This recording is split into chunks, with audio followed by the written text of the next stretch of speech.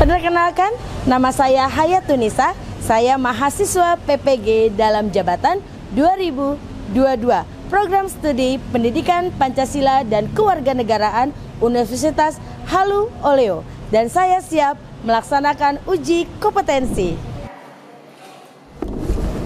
Assalamualaikum warahmatullahi wabarakatuh. Waalaikumsalam warahmatullahi wabarakatuh. Apa kabar semuanya? Alhamdulillah. Baik, sebelum kita memulai pelajaran, boleh ketua kelasnya memimpin doa dulu?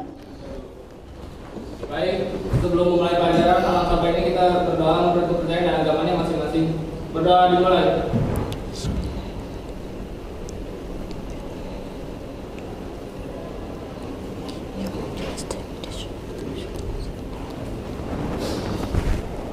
Berdoa selesai. Beri salam. Assalamualaikum warahmatullahi wabarakatuh. Waalaikumsalam warahmatullahi wabarakatuh. Sebelum kita memulai pelajaran, Ibu mau absen dulu ya.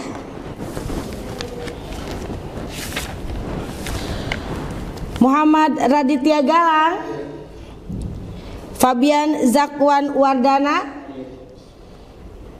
Rifki Ananda, Raika Atala F, Muhammad Ihsan, Muhammad Rama, Muhammad Rayhan,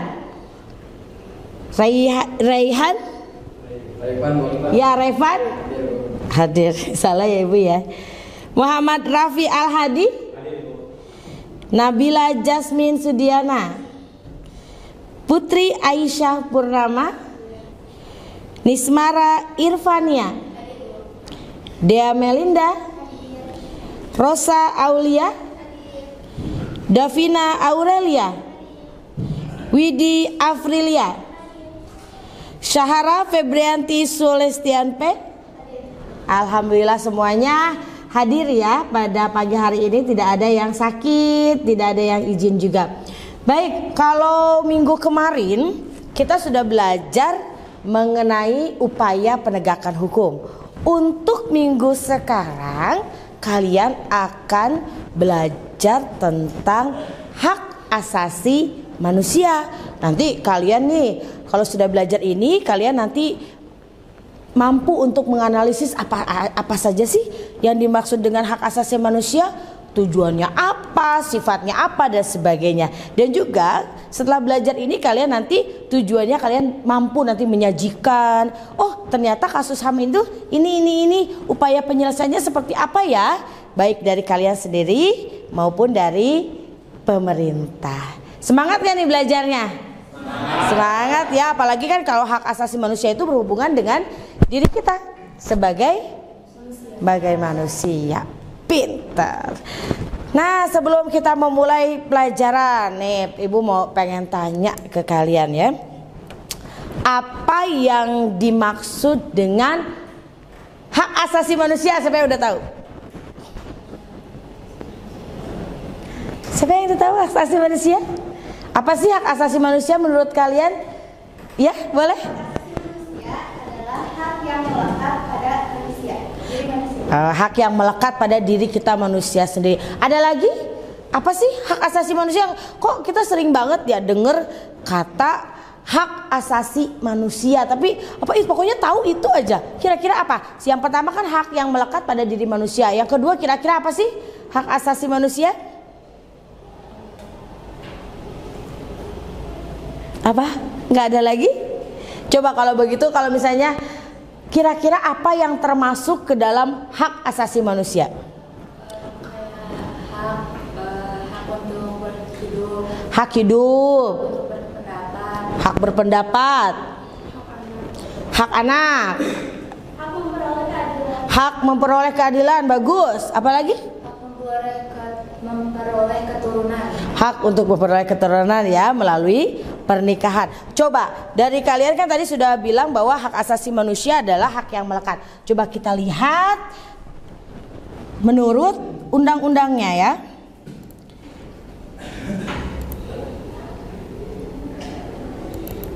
Sama nggak dengan yang kalian bicarakan tadi mengenai hak asasi manusia?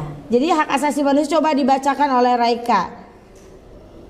Hak asasi manusia itu apa menurut undang-undang pemerintahnya? Berdasarkan pasal 1 Undang-Undang Nomor 39 Tahun 1999, HAM merupakan seperangkat hak yang melekat pada hakikat dan keberadaan manusia sebagai makhluk Tuhan yang Maha Esa dan anugerahnya yang wajib dihormati, dijunjung tinggi, dan dilindungi oleh negara, hukum pemerintah, dan setiap orang demi kehormatan dan perlindungan harkat dan martabat manusia. Iya, bagus. Berarti sama ya, sama apa yang diungkapkan oleh tadi temannya, bahwa hak asasi manusia adalah seperangkat hak yang melekat pada hakikat dan keberadaan manusia sebagai makhluk Tuhan yang Maha Esa dan anugerahnya yang wajib dihormati, dijunjung tinggi, dan dilindungi oleh negara, oleh hukum pemerintah, dan setiap orang demi kehormatan dan perlindungan harkat dan martabat manusia. Kalau tadi contohnya tadi Nismara bilang hak hidup, hak apalagi tadi, hak mempunyai keturunan, hak apa tadi? Hak anak, hak wanita, hak dalam pengakuan dalam pemerintah. Coba kita lihat apa saja yang termasuk ke dalam hak asasi manusia. Nah, ada hak asasi manusia dalam peraturan-peraturannya. Boleh Ihsan boleh dibaca. Muhammad Ihsan. Dalam peraturan perundang-undangan Undang-Undang Nomor 39 Tahun 1999 tentang hak asasi manusia. Yang pertama, hak hidup, hak berkeluarga dan lanjutan keturunan. Ketiga, hak mengembangkan diri. Keempat, hak memperoleh keadilan. 5, hak atas kebebasan pribadi. 6, hak rasa aman. 7, hak atas kesejahteraan. 8, hak turut serta dalam pemerintahan. 9, hak wanita. Dan yang terakhir 10, hak anak. Iya, jadi ada hak hidup. Kita sudah dilindungi hak hidup kita bahkan sebelum kita dilahirkan. Kita di dalam kandungan itu sudah ada undang-undang yang melindungi kita. Kita boleh harus hidup di dunia ini. Terus ada juga hak berkeluarga dan melanjutkan keturunan. Pernikahan ya, melalui pernikahan tentu saja.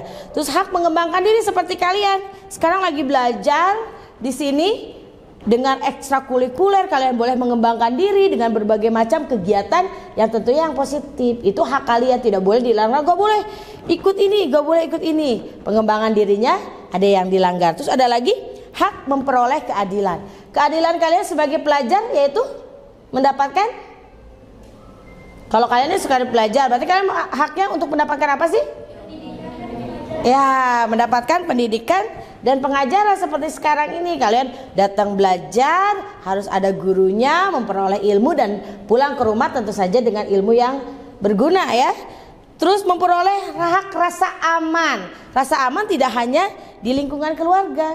Kalian juga mendapatkan rasa aman di sekolah. Gak boleh ada contoh kalau kita tidak aman di sekolah itu seperti apa sih? Iya, ada nggak yang suka ngebully? Iya, enggak ya, jangan sampai ada yang ngebully. Itu contohnya kalau misalnya kita deg-degan banget mau ke sekolah, hilang rasa aman, itu juga berarti sudah melanggar hak asasi manusia yang dilindungi oleh undang-undang ya. Terus ada hak atas kesejahteraan. Kesejahteraan itu kalian mendapatkan sandang, pangan, papan yang cukup dan sebagainya yang berkaitan dengan kesejahteraan. Hak turut serta dalam pemerintahan. Kalian belum 17 tahun, belum ikut dalam pemilu ya. Nanti kalian juga ada hak turut serta dalam pemerintahan. Kalau sekarang kalian ikut serta dalam pemerintahannya dalam bentuk belajar yang baik. Terus hak wanita. Wah, hak wanita nih. Ini kan ada banyak nih perempuan-perempuan sini sekarang boleh sekolah, boleh haknya melanjutkan ke luar negeri, pendidikan setinggi-tingginya. Dulu kan tidak boleh. Apa-apa harus di rumah seorang wanita. Sekarang enggak ya. Sekarang persamaan hak wanita dilindungi juga oleh undang-undang. Hak tidak dilecehkan, hak mendapatkan perlakuan yang baik. Itu juga hak-hak wanita yang dilindungi oleh pemerintah. Dan juga hak anak. Hak anak diberikan oleh mama, oleh papa kalian di rumah. Dan juga tentunya oleh seluruh masyarakat lingkungan dan guru-guru. Maksudnya seperti itu, sudah mengerti kira-kira? Ada pertanyaan gak nih? Gak ada. Sekarang setelah kita tahu bahwa dalam hak asasi manusia itu di Undang-Undang Nomor 39 Tahun 99 itu banyak nih ya. Sekarang apa sih tujuannya? Ngapain sih kita harus tahu gitu? Hak asasi manusia itu dipelajari atau kita mengerti gitu. Ada hak-hak yang kita miliki. Kira-kira tujuan hak asasi manusia itu untuk apa ya? Ya, sama ibu diumpetin dulu ininya. Kira-kira kenapa sih kita tujuan hak asasi manusia itu untuk apa sih? Ada yang tahu? Mampu menghormati, menghargai, mampu supaya kita mampu menghormati, mampu menghargai dan saling bertoleransi. Itu diantaranya. Coba kita lihat ya. Nah, tujuan HAM yang mana yang tadi nih? Oh, mengembangkan rasa saling menghargai antar manusia. Yang coba dibacakan deh biar langsung, oh iya ternyata ini Muhammad Rama yang 01, tujuan hak asasi manusia. Mengembangkan rasa saling menghargai antar manusia. Yang ketiga, mendorong tindakan yang dilandasi kesadaran dan tanggung jawab untuk menjamin bahwa hak-hak orang lain tidak dilarang. Tidak dilanggar. Tidak dilanggar ya. Gak apa-apa, salah ini salah baca. Jadi tujuan HAM itu yang pertama melindungi dari kekerasan. Kedua, mendorong rasanya saling menghargai dan menghormati. Yang ketiga, mendorong tindakan yang didasari oleh rasa tanggung jawab. Gak semena-mena, gak boleh misalnya melarang. Wah, ada yang teman lain beragama beda, udah ikut saya aja. Wah, itu nggak boleh. Itu masuk ke dalam pelanggaran HAM. Kira-kira pelanggaran HAM keberapa itu? Ke-1, pinter. Baik, kan kalau misalnya HAM ini berkaitan erat tentunya dengan dasar negara ya, dengan dasar negara kita yaitu ideologi Pancasila. Coba sekarang semuanya berdiri, kita baca Pancasila biar fresh lagi. Yuk. Siapa yang mimpin deh aja ya. Pancasila gitu. Nanti yang lain baru bersama-sama. Pancasila. Pancasila. Satu. Ketuhanan yang Maha Esa. Ketuhanan yang Maha Esa. Dua. Kemanusiaan yang adil dan beradab. Kemanusiaan yang adil dan beradab. Tiga. Persatuan Indonesia. 4. Gak apa-apa 4. Kerakyatan. Kerakyatan yang dipimpin oleh hikmat kebijaksanaan. Kerakyatan yang dipimpin oleh hikmat kebijaksanaan Dan dalam permusyawaratan perwakilan. 5. Keadilan sosial bagi seluruh rakyat Indonesia. Keadilan sosial bagi seluruh rakyat Indonesia. Gak apa-apa, lupa-lupa, makanya harus selalu diingat biar masuk ke dalam jiwa raga. Boleh duduk lagi.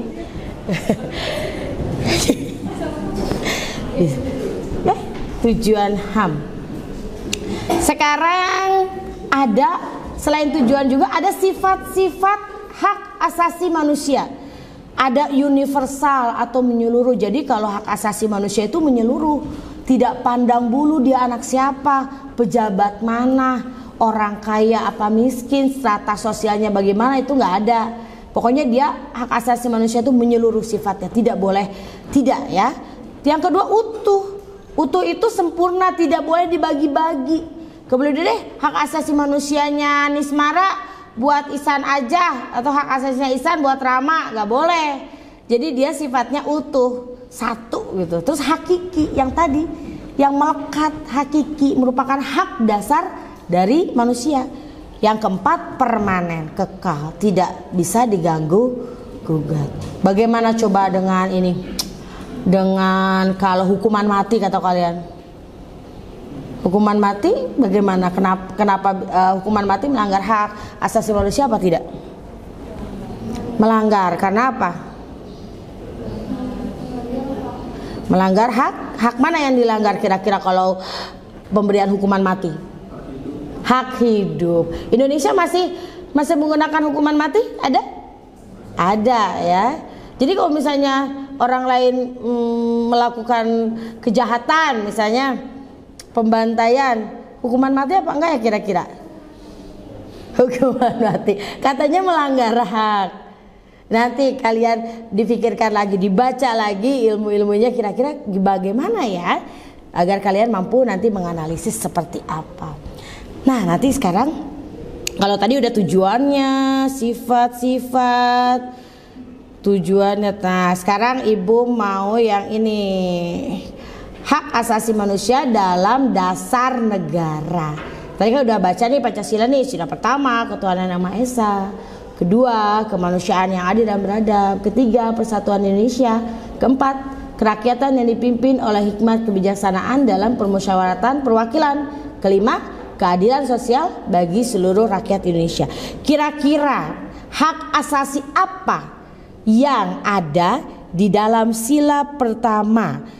Nabila Jasmine deh tadi laki-laki. Kira-kira hak asasi apa yang ada yang cocok banget di sila pertama, ketuhanan Yang Maha Esa?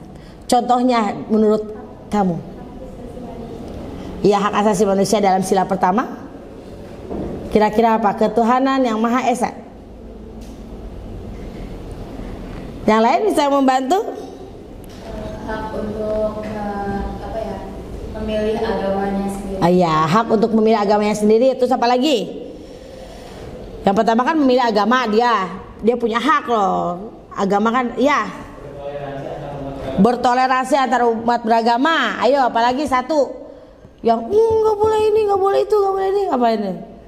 Tidak boleh apa? Tidak boleh menghalangi orang lain untuk beribadah. Sila kedua, kemanusiaan yang adil dan beradab. Berarti dia memanusiakan manusia. Contohnya apa ya? Rosa.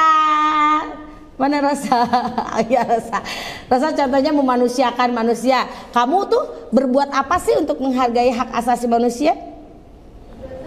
Berbuat baik terhadap manusia. Contoh berbuat baik secara real yang pernah kamu lakukan.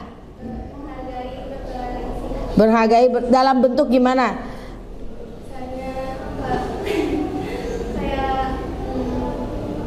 Memberikan bantuan pernah nggak? Membantu orang lain pernah nggak?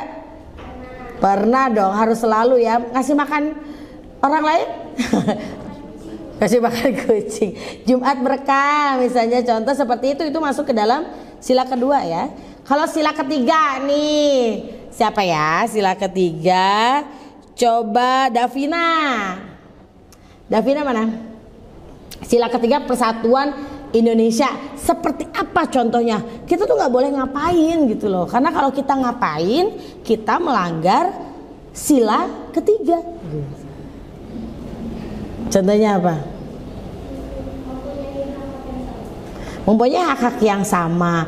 Misalnya kita, kamu suku realnya nih, misalnya tentang ras, warna kulit, kamu mah gak boleh temenan sama aku soalnya warna kulitnya beda misalnya. Itu udah nggak boleh, itu melanggar Pancasila sila ketiga. Yang keempat, coba Raika yang keempat, kerakyatan yang dipimpin oleh hikmat perusahaan dan perwakilan. Gimana contohnya sila keempat? Kalau kita tuh, kalau misalnya itu melanggar sila keempat gitu, contohnya apa? Kalau kita tidak apa? Kerakyatan yang dipimpin oleh hikmat perusahaan dalam perwakilan. Siapa yang mau bantu? Iya, boleh. Hak berpendapat, iya, karena boleh.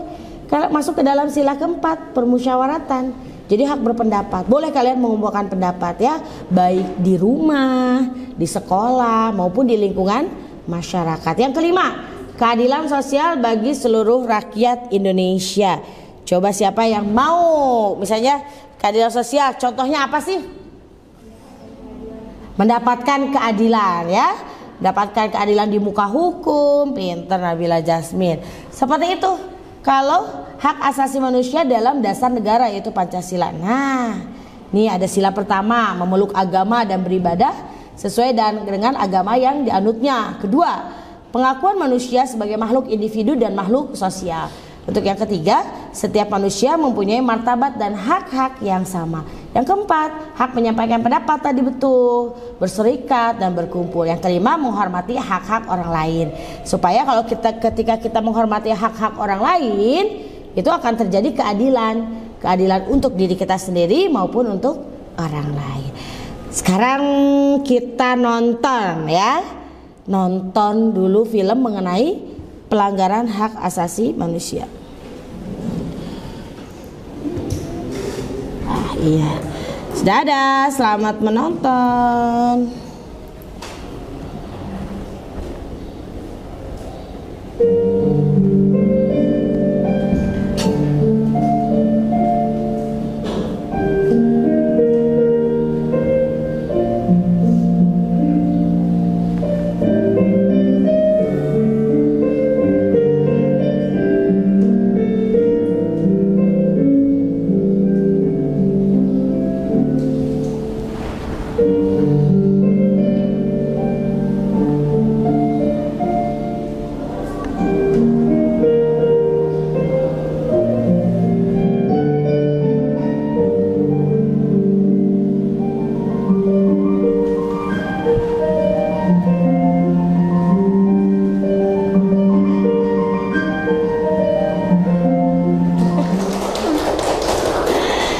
Ada yang manusia yang mampu gitu untuk menyakiti orang lain, apalagi tadi yang kasus pertama ya, itu adalah orang terdekat, keluarga, anak kecil pula. Padahal jelas undang-undang mengatur bahwa hak asasi manusia adalah termasuk hak anak, bahkan sebelum kita dilahirkan. Nah, manusia bisa menyakiti manusia lainnya. Dan itu yang harus kalian pelajari, bagaimana ya supaya tidak ada lagi yang seperti itu. Berarti harus bagaimana kitanya. Sekarang kalian nih bagi menjadi 4 kelompok. Kalian coba analisis kasus apa aja sih selain kasus yang tadi. Kasus apa aja sih yang melanggar hak asasi manusia? Kenapa sih bisa terjadi? Korbannya siapa? Dan kira-kira apa yang mesti kita lakukan? Kan greget ya kalau ngelihat yang tadi ya, pengeboman di Bali. Walaupun itu banyak, padahal kan itu banyak orang asing, banyak juga yang sekeluarga mungkin beragama sama, bahkan beragama beda pun tidak boleh seperti itu karena sudah melanggar hak asasi manusia. Mengebom, meluluhlantakan, bahkan bukan hanya 1-2 korban tapi ribuan korban. Seperti tadi, coba sekarang kalian bentuk kelompok menjadi 4 kelompok. Kalian tentukan sendiri, temanya bebas. Kalian mau ngambil tentang kasus hak asasi, kasus apa yang mengakibatkan seperti itu, dan kalian analisis itu semua dan nanti kalian presentasikan di depan. Boleh ya? Boleh, kalian silakan untuk membuat kelompok masing-masing. Duduknya boleh diganti jadi lebih biar lebih bersama-sama.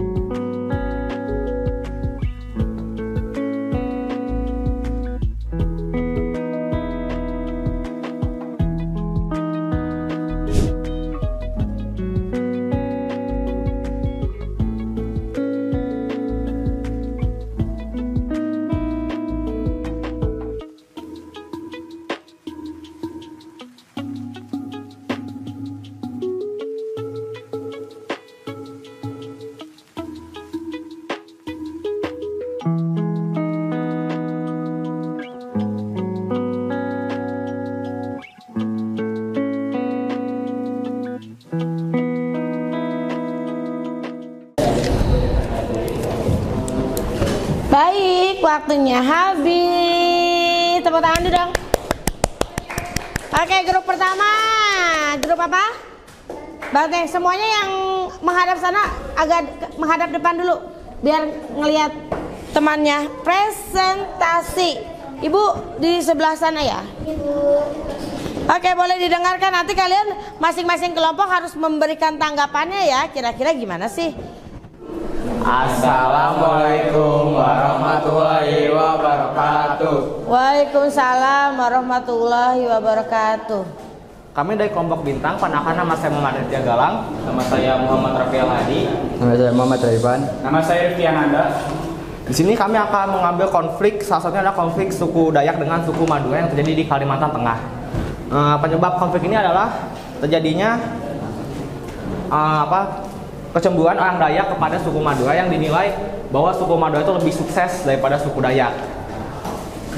Konflik utamanya terjadi karena benturan budaya, jadi kayak tidak seiras gitu budaya Madura dengan budaya orang Dayak. Ya, hal ini disebabkan oleh suku Madura yang membakar rumah suku Dayak, kalau dibalas hal yang sama oleh suku Madura. Jadi suku Madura itu membakar rumah suku Dayak jadi ngebalas lagi gitu, kayak saling balas. Jadi bakar-bakaran. Iya, bakar-bakaran. Nggak beres-beres jadinya.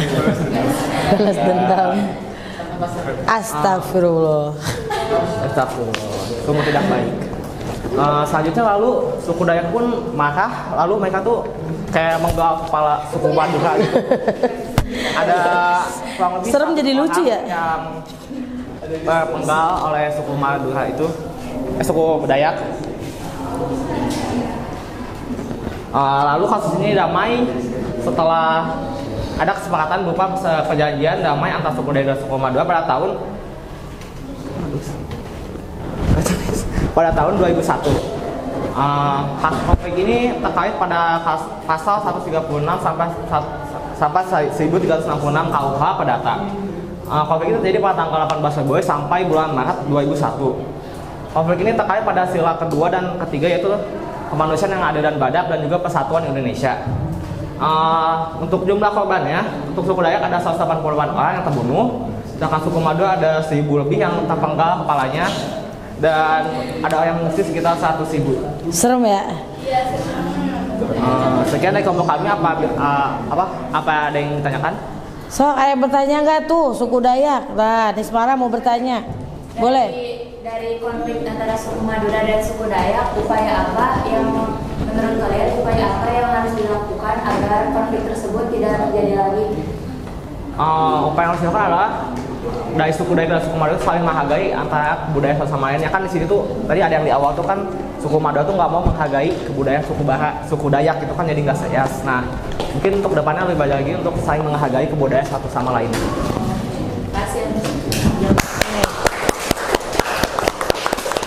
Ada yang ingin tanyakan lagi? Tuh, nantangin tuh, ada yang mau ditanyakin lagi? Ayo, menarik nih Dayak Madura nih. Tahun berapa itu? 2001. 2001. Ada yang ingin bertanya lagi? Cukup? Cukup katanya. Apabila tidak ada, sekian dari kami. Mohon maaf apabila ada salah kata atau kalimat. Wassalamualaikum warahmatullahi wabarakatuh. Waalaikumsalam warahmatullahi wabarakatuh. Selanjutnya yang ini grup Garuda. Assalamualaikum warahmatullahi wabarakatuh. Waalaikumsalam warahmatullahi wabarakatuh. Kami dari kelompok Garuda ingin mempresentasikan hasil kerjasama kami, yaitu tentang contoh kasus KDRT yang terdapat di Indonesia. Contoh kasus KDRT di Indonesia itu yang dialami oleh artis pertama itu kasus rumah tangga Vena Melinda dengan tersangka Ferry Irawan telah melakukan KDRT kepada istri dalam rumah tangga. Yang dilakukan oleh Ferry Irawan dalam tindakan KDRT itu dengan cara menonjok bagian hidung dan pipi. Hasil polisi menetapkan Ferry Irawan dijerat pasal 44 dan 45 Undang-Undang RI nomor 23 tahun 2004 tentang KDRT. Penjelasan KDRT adalah kekerasan dalam rumah tangga atau KDRT adalah kekerasan yang terjadi dalam kehidupan rumah tangga. Entah berada dalam keadaan sudah menikah maupun hanya sebatas kumpul kebo. Dan tindakan KDRT itu sangat melanggar Pancasila, sila kedua. menurut dari data Kementerian, hingga Oktober 2022 sudah ada 18.261 kasus KDRT di seluruh Indonesia. Sebanyak 79,5% atau 16.745 korban adalah perempuan. Selain data tersebut, yang bisa kita soroti dari data Kementerian itu adalah KDRT juga menimpa laki-laki sebanyak 2.948 menjadi korban. Cara menghadapinya yaitu tidak menyalahkan diri sendiri. Kebanyakan KDRT suka menyalahkan diri sendiri tentang kekerasan yang dialaminya. Terus bersikap tegas terhadap pasangannya dan siapkan bukti dulu baru lapor gitu. Terus mencari bantuan dan pertolongan. Dan cara mencegahnya, tanamkan empati, jujur dan terbuka sesama pasangan dan tidak menyakiti pasangan. Kami akan membuka sesi tanya jawab. Apabila ada yang ditanyakan, silakan ditanyakan. Dokter, perempuan laki-laki tentang KDRT. Tuh, langsung. Ya boleh, silakan. Kenapa KDRT bisa terjadi? Katanya Widi. Karena adanya kekurangan di dua pihak, kekurangan kejujuran dan kurangnya saling terbuka satu sama lain. Makanya harus jujur, harus terbuka. Dea, jujur gak Dea? Sama terbuka, jujur. Tuh ada lagi tuh. Ada yang mau bertanya lagi? Coba Widi, coba ditanyakan ke teman-temannya. Ya silakan. Dari pihak KDRT tersebut ada provokator yang bikin terjadi KDRT itu. Provokator. Nah, provokator. Ada karena adanya mungkin orang ketiga atau ya perselingkuhan di belakang. Ada orang ketiga. Oke, sekian dari presentasi dari kelompok kami. Kurang lebihnya kami memohon maaf. Assalamualaikum warahmatullahi wabarakatuh. Waalaikumsalam. Boleh tepuk tangan lagi buat kelompok Garuda Muda. Baik, alhamdulillah tadi sudah presentasi semuanya ya. Kasus-kasusnya banyak yang baru kita ketahui ya, baru kayak macam ada penganiayaan di mana? Papua yang mengakibatkan 6 orang ya. 6 sampai 7 itu ada juga tentang yang berita terkini Mario Dandi, ada juga yang tentang laki-laki dan perempuan KDRT, Vena Melinda artis ya booming banget, dan satu lagi apa tadi kasusnya coba antar suku Dayak dan suku Madura. Begitu banyak kasus-kasus pelanggaran HAM. Biasanya penyebabnya ada rasa yang tadi kalian sebutkan, ada rasa apa dari dalam diri internal. Ada rasa egois, merasa diri paling benar ya.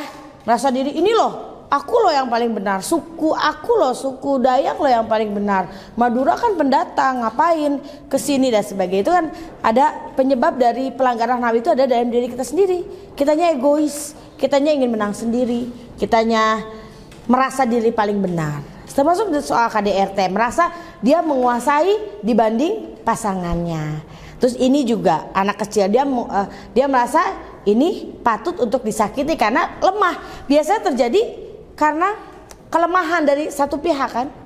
Jadi makanya dari itu, dan juga kalau dari faktor eksternal itu hak asasi manusia tuh biasanya kurang tegasnya aparat penegak hukum. Jadi orang senang aja menganiaya tanpa ada beban. Ini loh hukumannya akan berat loh kalau aku menganiaya, hukumannya ada loh ketika pembulian itu terjadi, karena mungkin kurang tegasnya aparat sehingga sepertinya kalau penganiayaan biasa aja yang mengakibatkan sampai adanya selebrasi seperti tadi gini-gini kan aneh banget gitu. Dan itu yang harus ketika kalian sudah paham bahwa hak asasi manusia itu terjadi karena begitu, apa yang upaya yang harus kalian lakukan itu kalian harus sadar diri bahwa semuanya itu ada aturan hukum, ada sebab, ada akibat, dan kalian sadar kalian tidak boleh menyakiti antar sesama manusia karena kalian adalah manusia. Jangankan sama manusia, kita dengan makhluk hidup lainnya juga nggak boleh ya. Kita tidak boleh menyiksa binatang. Kita tidak suka binatang bukan berarti kita harus menyiksa binatang. Seperti itu. Jadi coba menurut kalian nih simpulkan dari masing-masing kelompok nih. Menurut kelompok apa teh ini teh banteng, kelompok banteng, hak asasi manusia tuh apa sih menurut kalian nggak boleh gimana gitu? Kesimpulan dari kalian setelah mendengar cerita-cerita tadi ada 4 kasus. Coba Nismara, menurut kamu, jadi apa sih pentingnya kita itu tahu mengenai hak asasi manusia? Jadi kita lebih lebih menjaga tentang sikap kita terhadap orang lain, lebih menghargai orang dan orang lain dan diri kita sendiri agar tidak melakukan kekerasan, agar tidak melakukan penganiayaan. Iya, jadi kita harus sadar dalam diri kita sendiri ya, kita nggak boleh melakukan penganiayaan terhadap anak. Kalau kelompok Garuda, menurut kalian gimana sih kesimpulan dari KDRT ini? Kita mesti apa sebagai seorang wanita maupun seorang laki-laki? Seorang wanita deh, kalian kan wanita semua. Kita saling percaya, terus gak boleh saling terbuka. Saling terbuka. Kalau misalnya ada masalah, disikapinya dengan dingin, kepala dingin. Kepala dingin apa hati dingin? Iya, pokoknya harus menyikapinya dengan tenang ya, jangan terbawa emosi. Kalau kalian nih untuk kasus suku Dayak dan Madura, kesimpulannya apa sih yang harus? Oh, suku Dayak dan Madura itu berkonflik. Berarti kita mesti gimana? Berarti kalau kita kan di sini nih di Bogor nih, kita mesti ngapain kita sekarang? Harus menumbuhkan rasa saling menghargai antara perbedaan yang terjadi antar suku budaya. Kita harus menghargai antar suku ya, antar suku budaya. Walaupun kita orang Bogor, ada yang dari Bali, dari Sumatera, kita tetap harus menghargai. Bagus, good. Kalau yang ini nih, grup rame nih yang selebrasi. Selebrasi gimana? Menurut kalian kesimpulannya dari kasus Mario Dandi ini mesti ngapain sih? Kalian itu sama-sama pelajar loh, yang ininya ya, yang Mario-nya mah udah kuliah ya, kalian yang Davidnya ya. Kalian mesti gimana sebagai seorang pelajar tuh supaya nggak terjadi ada lagi Mario dan David lainnya? Tidak mudah terprovokasi. Tidak mudah terprovokasi, harus lihat dulu informasi dari satu betul enggak, terus ke yang kedua betul enggak, cross check, dan tidak boleh ada kekerasan ya. Boleh konfirmasi ke orang tersebut tanpa harus ada kekerasan. Boleh tepuk tangan buat semua kelompok. Presentasinya bagus. Terus bagaimana kalian bisa menganalisis kasus itu dengan baik, upaya-upaya yang harus kalian lakukan, mudah-mudahan itu menumbuhkan di diri kalian sendiri bahwa hak asasi manusia adalah sesuatu yang sangat dilindungi. Baik, sekarang untuk tugas minggu depan, kalian kan tadi sudah presentasi dalam bentuk LKPD yang tadi. Nanti untuk minggu depan kalian silahkan membuat kasus-kasus HAM ini dalam bentuk PowerPoint. Misalnya dimasukkan video kan kalau tadi kan kita tidak bisa melihat video Vena Melinda seperti apa luka-lukanya, atau bagaimana David Ozora, bagaimana si itu tadi yang apa tadi namanya, selebrasi yang sebenarnya gitu ya. Nanti kalian minggu depan kalian membuat PowerPoint tentang pelanggaran hak asasi manusia dan bagaimana upaya menanggulanginya dalam bentuk PPT per kelompok juga ya, nggak usah per orang ya. Silakan dikerjakan, waktunya dalam 7 hari ke depan. Baik, ada pertanyaan buat Ibu mengenai hak asasi manusia? Sudah cukup paham? Alhamdulillah, boleh dibereskan lagi bangkunya, kita mulai mau persiapan mengakhiri pembelajaran. Setelah kita tadi mengenai HAM, pokoknya Ibu bertitip pesan kalian harus, terus sambil merapikan, harus tetap, pokoknya dalam belajar kalian harus lebih saling menghargai orang lain. Kita simpelnya dari keluarga, kalian menghargai mama, menghargai papa, menghargai adik, menghargai kakak. Kalau di lingkungan sekolah kalian menghargai teman, menghargai guru, menghargai semua yang ada di lingkungan sekolah, dan juga kalian juga nanti di luar sana kalian juga menghargai orang lain ya, menghargai masyarakat, tidak berbuat yang tidak semestinya dilakukan oleh seorang manusia untuk menyakiti orang lain. Oke, mudah-mudahan pembelajaran hari ini bermanfaat untuk kalian semua. Tetap semangat melanjutkan pembelajaran mata pelajaran yang lain ya. Terima kasih anak-anak ibu semuanya. Wassalamualaikum warahmatullahi wabarakatuh.